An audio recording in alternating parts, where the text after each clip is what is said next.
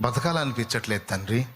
ఈ మనుషులు బుద్ధులు, వీళ్ళ వ్యవహారాలు, ఈ కథ అంతా చూస్తుంటే అసలు నాకు చచ్చిపోవాలనిపిస్తుంది. నేను చస్తే నరకానికి పోతాను, నువ్వే చంపేయి చంపేయి చంపేయి అని మోకాళ్ళు వేసి నువ్వు కూర్చుంటే ఏంది సచ్చేది?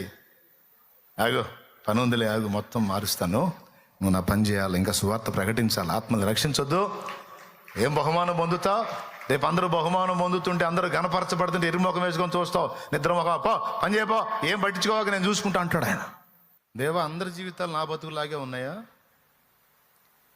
ఎందుకునైనా నాకు ఇలాంటి జీవితం ఇచ్చావు? అందరూ సంతోషంగా ఉన్నారు, అందరూ బాగానే ఉన్నారు, నా బతుకేంది ఇట్లా తగలబడిందని అడుగుతావు. అందరి అనుభవాలు వేరు, నీ అనుభవాలు వేరు. నీకు ప్రత్యేకమైన అనుభవాలు నేర్పి నిన్ను ప్రత్యేకంగా మయంపరచాలని కోరుకున్నాను. అందుకే ఈ అనుభవాలు నీ మయం కోసమే, నీ మేలు కోసమే. నోరుమయ్య అంటాడు. ఇకంతే, గోధుమ గింజ భూమిలో పడి చచ్చినట్టు సావటమే.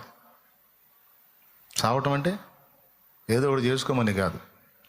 నీ స్వీయతలో, సొంత ఆలోచనల్లో, సొంత అభిప్రాయాల్లో